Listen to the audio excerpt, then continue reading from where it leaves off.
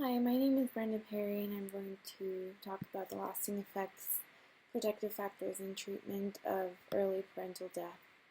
Um, Most studies show that children who lost a parent during early childhood are 3 times more likely to experience depression, post-traumatic stress disorder than those with two living parents. They are also at a higher long-term risk for suicide and other mental health problems, including anxiety, mood, or substance abuse issues.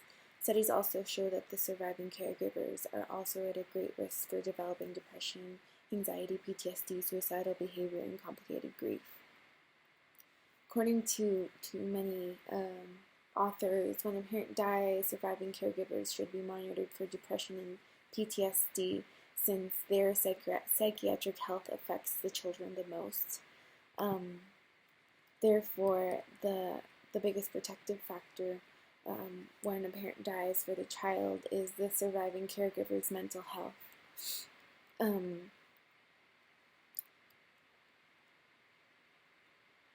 when a family member dies in general, the entire family goes through a painful grieving process. In the case of a parent dying, the surviving caregiver is usually the spouse of the parent of the dead, and he or she is going through a very intense grieving process and may become emotionally available for the child. Therefore, therapy and treatment models that address the mental health of the surviving caregiver and also teach them about how they can help the child or how to prevent their mental health issues because of the death to affect the child, or to at least do the best they can. I adapted J.W. Warden's 4 tasks of mourning to bereaved children and parents because I think it promotes a long-term solution for dealing with the loss. And it's flexible, and the tasks can be followed in any order and revisited as needed throughout the person's life. The 4 tasks are to accept the reality of the loss, to work through the pain of grief, to adjust to life without the deceased, and to maintain a connection to the deceased while moving on with life. I think those are very important things that can help anyone go through the grieving process, but I adapted them to bereaved children in this case and the surviving caregiver.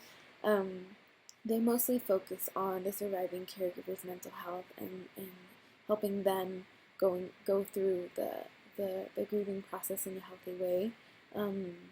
However, I also include the children and used a combination of family therapy with both the parent and the child, and individual therapy with just the parent, where they can resolve some of their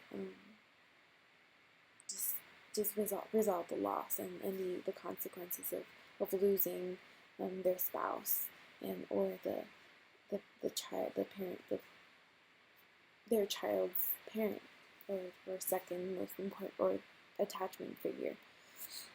The long-term goals of treatment are preventing depression and suicide in children and surviving caregivers, resolving grief in a healthy manner, facing the death and accepting the changes that it brought, and developing new ways for coping, resolving symptoms produced by the traumatic event, developing ways to function more cohesively in the face of the event, establishing healthy and appropriate family role assignments, restoring healthy family routines and rituals, learning new ways to communicate feelings, teaching caregivers how to identify suicide risks and depression in children, develop new and adaptive parenting skills, and maintain a positive connection with the deceased parents. I'm not going to go through each task and how I've adapted it, but like I said, the main goal is to treat the surviving caregivers, and because it is so crucial for preventing psychopathology in the child. I think the death of a spouse and a parent is one of the most traumatic and painful events there is. so much is lost, and it seems like their whole world um, has shattered.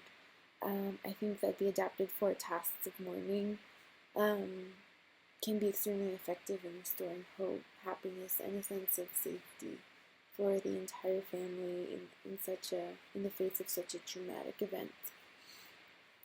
That is all. Thank you.